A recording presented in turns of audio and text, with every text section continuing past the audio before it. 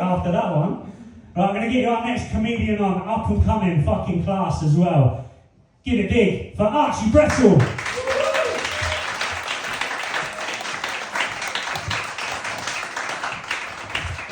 Evening, Hobbit. How are we doing? Are we good? Glad to be here to have a laugh tonight because it's fucking miserable out there. A lot of celebrity death in the news recently. Have you noticed? Last week alone, Ozzy Osbourne dead at 76. A couple of you metalheads down here, you're going to really feel that one. Then a day later, Hulk Hogan, 71. Terrible. Just living proof that for a longer life, you want sex, drugs, and rock and roll, and you want to skip anabolic steroids and hitting the gym every day. You know? Each to their own, but I'd rather be called the Prince of fucking Darkness and have a tiny cock in varicose veins. So.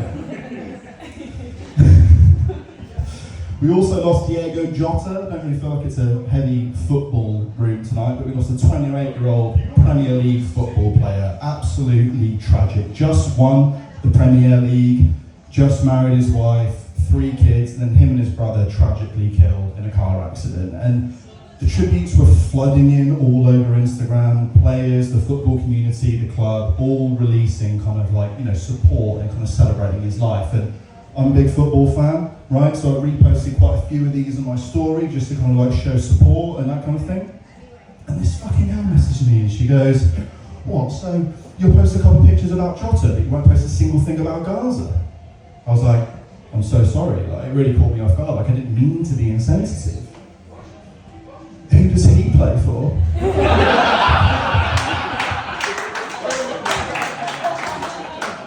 I'm so glad they get some fucking good laugh, because you think I'm going to slander a dead football player, and then no, boom, Gaza.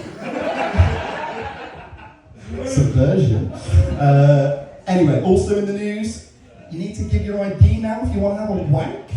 Kind of pretty much tells you the kind of times we're living in nowadays, pretty terrible. I popped onto Reddit the other day. Any of you guys definitely Reddit wankers.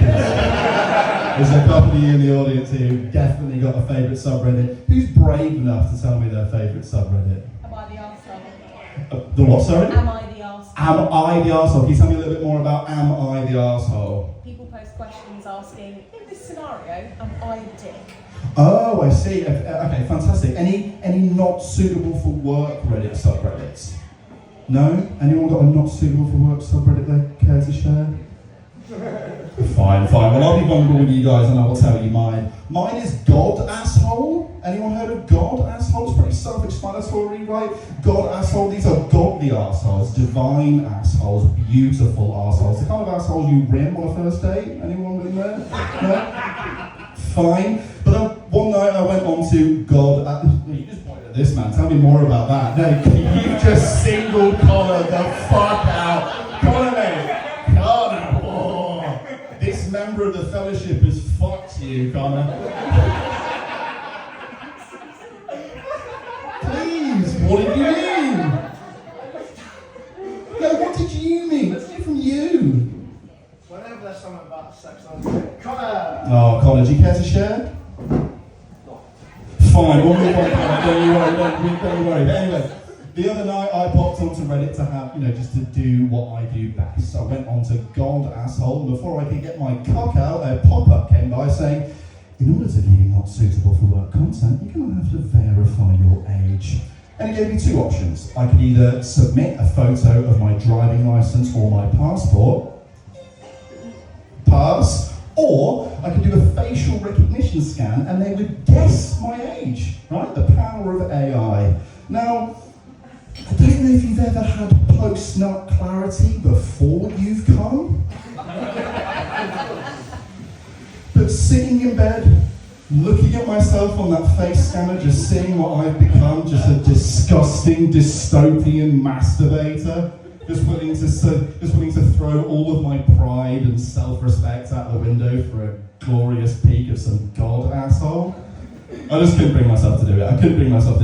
And to be fair, I am prone to a shameful wank. I think we all are prone to a shameful wank from time to time, wouldn't you agree? In fact, one of my most regrettable wanks probably came in 2017 when I just got into the crypto scene. Any crypto heads in the room? No? Fine. I just got into the crypto scene. And I bought the big hitters. I bought some Bitcoin, I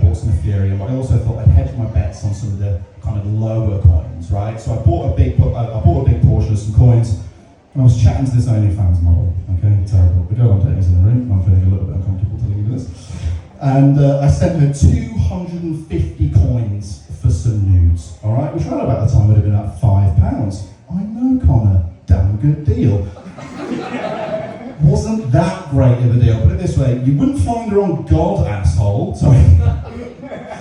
But anyway, nowadays, those 250 coins would be worth £1,000. So I got scammed, but she's a fucking genius, so.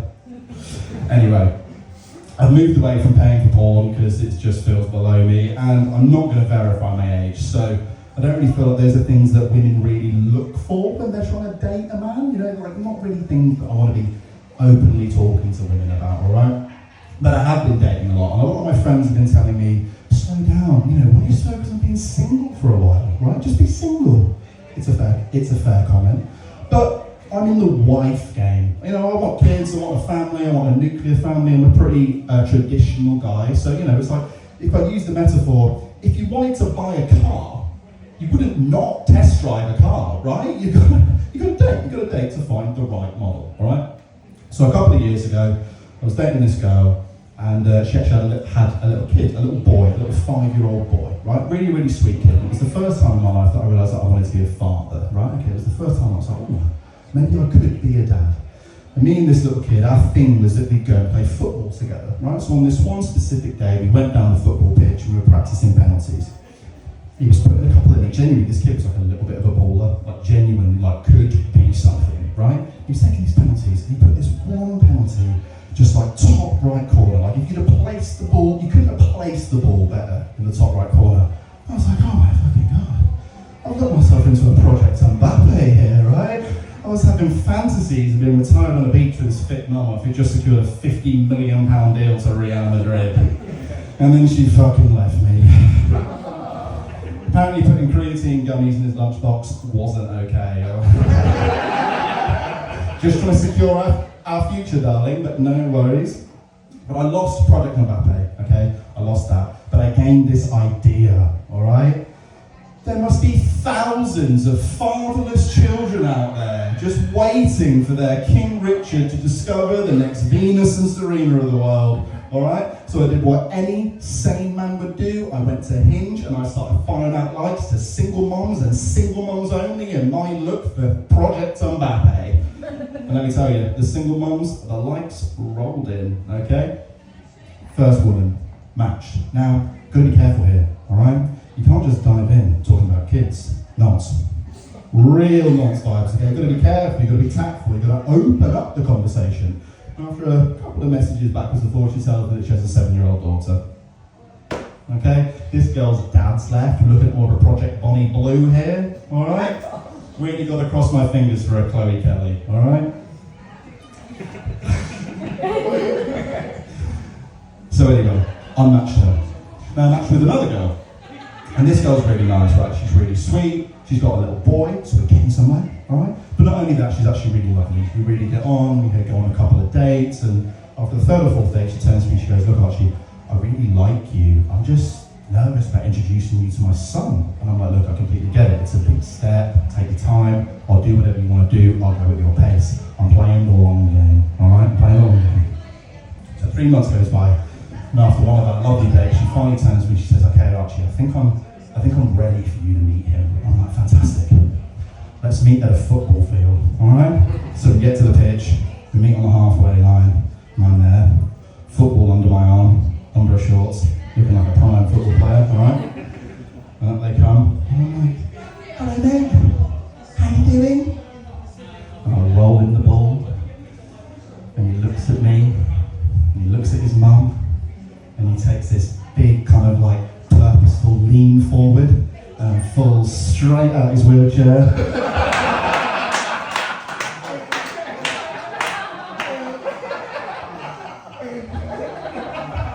Let's hope this motherfucker's good at physics, Project Hawking, maybe. Guys, that's been my time. Thank you so much for listening.